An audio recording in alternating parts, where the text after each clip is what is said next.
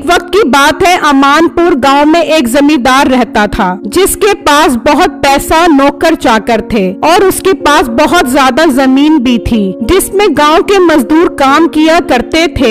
जमींदार का एक बेटा था जो उसकी तरह बदतमीज और खुदसर था। वो गांव के गरीब लोगों से बहुत बदतमीजी किया करता था। अब्बा, ये तूने कैसे गरीब लोगों को मजदूरी पर लगाया हुआ है? काम के ना काज के, दुश्मन अनाज के।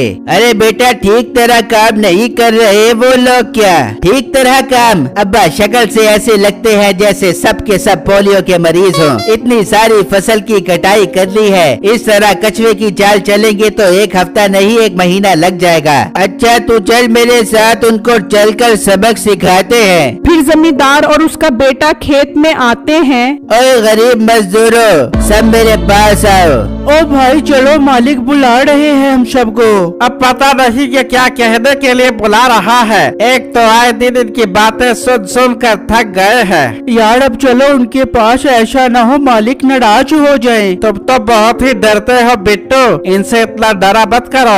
अरे यार, मैं डरता नहीं हूँ, ये मालिक है, मैं तो इनकी इज्जत करता हूँ। सुना नहीं मैंने क्या कहा है? यहाँ आओ मेरे पास। फिर सब जमींदार के पास आते हैं। आज पूरे 3 दिन हो गए हैं और अभी तक फसल वहीं की वहीं खड़ी है। मेरा बेटा ठीक कहता है, तुम सब हो ही मुफ्त खोर। मुफ्त की कमाइयाँ खा खा कर हड हराम हो गए हो तुम लोग। मालिक, ये आप क्या बात कर रहे हैं? हम सब दिन रात एक करके काम करते हैं, अपना खून पसीना बहाकर फसल की कटाई कर रहे हैं। अब मोटे, बहुत बोलना आ गया है तुझे काम से निकाल दिया ना तो तेरी सारी हवा निकल जाएगी। हम लोगों का बचा हुआ झूठा खाना खाता है तभी तो तू जिंदा है, वरना ऐसे ही भूखा प्यासा मर जाएगा।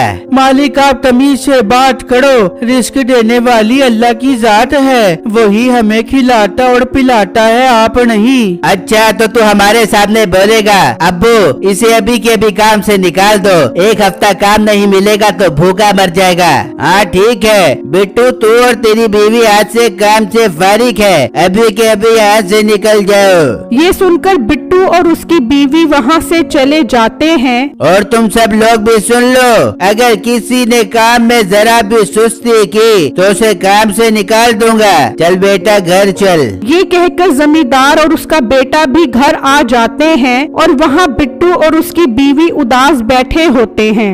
ये तुमने क्या किया? तुम्हें क्या जरूरत थी जमींदार के आगे बोलने की? अब हम कहाँ से कमाएंगे, कहाँ से खाएंगे? हाँ बाजी, मैंने कई बार बिट्टू को मना किया है, जमींदार और उसके बेटे के आगे मत बोला करें, वो बहुत बदतमीज है, काम से निकाल देंगे। लेकिन बिट्टू को तो मेरी बात ही समझ नहीं आती। बेगम, मैंने कौन सी गलत बात की है? वो तो हमें ऐसे बातें सुना रहा था जैसे हम कोई कमीन है हम कमीन? वो हमें काम करने का पैसा देते हैं तभी तो हमारा घर चलता है। अब तो हम भूखे मर जाएंगे। हाय, अब मैं क्या करूं? माँ फिक्र मत करो, मैं हूँ ना, मैं सब ठीक कर दूंगा।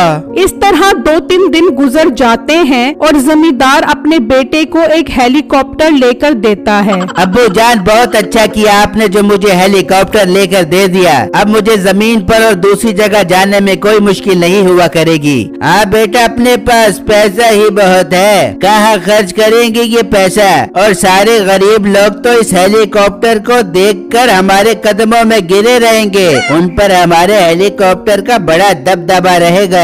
हाँ अब्बू जान, आपने बात तो बिल्कुल ठीक की है। मैं जाता हूँ जमीन पर और सब लोगों को हेलीकॉप्टर दिखाता हूँ। मीठा हेलीकॉप्टर में बैठता है और उसे उड़ाकर ले जाता है और जमीन पर पहुँच जाता है। सब लोग उस हेलीकॉप्टर को देखकर परेशान हो जाते हैं। मालिक, ये क्या चीज है? ओ गरीब लोगों, ये हेलीकॉप्टर है। तुम गरीब फकीर लोगों ने पहले तो कभी ये हेलीकॉप्टर नहीं देखा होगा, तुम्हें तो 2 वक्त की रोटी भी मुश्किल से मिलती है। हमने तो पहले कभी ये हवा में उड़ने वाली चीज नहीं देखी, आज पहली बार ही देख रहे हैं। तुम सब मिलकर इस हेलीकॉप्टर को अच्छी तरह साफ कर दो, मैंने शहर से बंद गोभी लेने जाना है। पर बेटा, हम ये काम नहीं करेंगे। हमने सारी फसल की कटाई कर दी है। हमारा यही काम है, हेलीकॉप्टर की सफाई करना हमारा काम नहीं है। ओए तुम्हारी ये हिम्मत, तुमने मुझे काम करने से इनकार किया। तुम सबके सब अभी काम से फारिग हो। ठीक है, आप हमारी मजदूरी हमें दे दो, हम चले जाते हैं। कैसी मजदूरी? दफा हो जाओ यहाँ से, कोई मजदूरी नहीं है। मुझे इनकार करने की यही सजा है। अब मरना तुम सब भूखे। ये सुनकर वो सब मजदूर वहाँ से चले जाते हैं और मीठा हेलीकॉप्टर उड़ाकर वापस घर आ जाता है और अपने बाप को बताता है कि उसने सब मजदूरों को फारिग कर दिया है। अरे वाह बेटा, बहुत अच्छा किया तूने। अपनी फसल की कटाई भी हो गई और मजदूरों को देने वाले पैसे भी बच गए। अब्बू जान, आपके और मेरे पैसों में कोई फर्क है भला? उन्होंने हेलीकॉप्टर साफ करने से इनकार किया और मैंने उन सबको काम से फारिग कर दिया। वहाँ वो सब बिट्टू के पास पहुँच जाते हैं और उसको सारी बात बताते हैं। भाई साहब, ये आप सब क्या कह रहे हो? आप सब लोगों को अपनी मजदूरी के पैसे तो लेने चाहिए थे उनसे। वो तो चाहते ही यही थे कि आप लोग काम छोड़ो और उनको मजदूरी के पैसे ना देने पड़े। नहीं बेटा, इंसान की इज्जत से बढ़कर कुछ नहीं होता। वो हमें जलील कर रहा था, इसलिए हमने काम छोड़ दिया। हाँ अंकल, ये तो आप सब ठीक कह रहे हो। लेकिन बिट्टू, अब हमने उसे ऐसा मजा चखाना है कि वो याद करे। उसको इस चीज की सजा मिलनी चाहिए। पर हम जमींदार और उसके बेटे को कैसे मजा चखाएंगे? बिट्टू, अब तुम लकड़ी का हवाई जहाज बनाओगे, हम सब तुम्हारे लिए लकड़ियाँ काट कर लेकर आएंगे। पर भाई, जहाज बनाना कोई आसान काम नहीं है, उसका इंजन तो लोहे का होता है। बिट्टू, तुम लकड़ी का इंजन बनाना, हम सब तुम्हारे साथ है, तुम जरूर कामयाब होगे। ठीक है भाई, तुम मुझे लकड़ियाँ काट कर ला कर दो, मैं लकड़ी का जहाज बनाने की पूरी कोशिश करता हूँ। फिर अगले ही दिन से बिट्टू लकड़ी का हवाई जहाज बनाना शुरू कर देता है। सब लोग जंगल से उसे लकड़ी काट कर ला कर देते हैं और बिट्टू उन लकड़ियों की कटाई करता है और ये सब जमींदार का नौकर देख लेता है और जाकर जमींदार को बता देता है। क्या उन 2 कौड़ी की गरीब लोगों की ये हिम्मत कि वो लकड़ी का जहाज बनाकर हमारा मुकाबला करेंगे? अब्बू जान, मुझे तो हंसी आ रही है। लकड़ी का हवाई जहाज, लकड़ी का खिलौना तो बन सकता है, हवाई जहाज नहीं। हाँ, कह तो तू ठीक ही रहा है। चल चल कर देखते हैं। फिर वो बिट्टू के घर पहुंच जाते हैं तो वो आधा हवाई जहाज तैयार कर चुका होता है। ओ गरीब लोगों, तुम्हें हमने नौकरी से क्या निकाला? तुम्हारा तो दिमाग ही सटिया गया है। ये लकड़ी का खिलौना बनाना शुरू कर दिया। ये लकड़ी का खिलौना नहीं है, लकड़ी का जहाज तैयार हो रहा है। हवाई जहाज? अबे मोटे, जब ये तैयार हो जाए तो इसे माचिस की तीली लगाकर आग लगा दी, ये खाना बनाने के काम आएगा। खाना बनाने के काम नहीं, तुम्हारे हेलीकॉप्टर से मुकाबला करने के काम आएगा। हमारे हेलीकॉप्टर का मुकाबला करेगा तू? तेरी औकात है ये? चले काम करते हैं। अगर तेरा ये लकड़ी का जहाज तैयार होकर हमारे हेलीकॉप्टर से जीत गया तो मैं अपनी सारी जमीन और घर तुम्हारे नाम करवा दूंगा। हाँ, हमें मंजूर है। हाँ, हमें मंजूर है। लेकिन अगर तुम्हारा लकड़ी का हवाई जहाज ना उड़ सका तो तुम सब गांव वालों को अपने घर हमारे नाम करने पड़ेंगे और ये गांव छोड़ना पड़ेगा। ठीक है, हमें मंजूर है। क्यों सब गांव वालों, आपको भी मंजूर है? हाँ हाँ, हमें मंजूर है। मंजूर है हमें। अब ठीक है, 1 हफ्ते बाद हमारा मुकाबला होगा। ये कहकर जमींदार और उसका बेटा हेलीकॉप्टर में बैठकर वहाँ से चले जाते हैं और घर आकर बहुत खुश होते हैं कि अब पूरा गांव ही उनका हो जाएगा।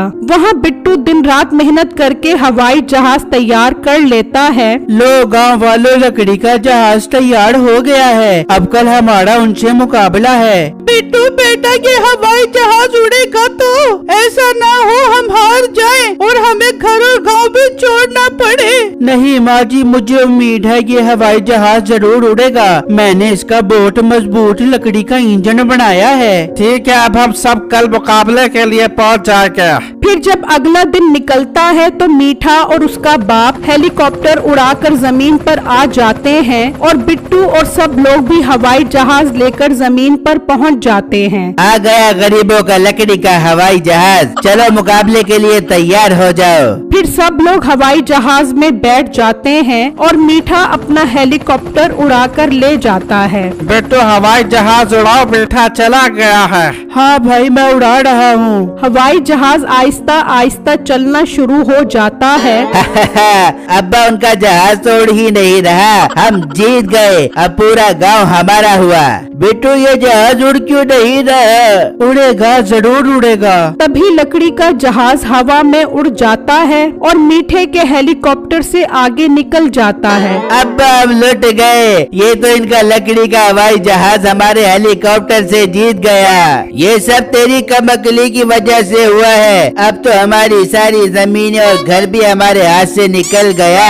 वाह बिट्टू, तुम्हारी मेहनत काम कर गई, हम जीत गए, हम जीत गए। फिर बिट्टू लकड़ी का जहाज लेकर वापस जमीन पर आ जाता है और जमींदार अपनी जमीन और घर उनके नाम करके गांव छोड़कर चले जाते हैं।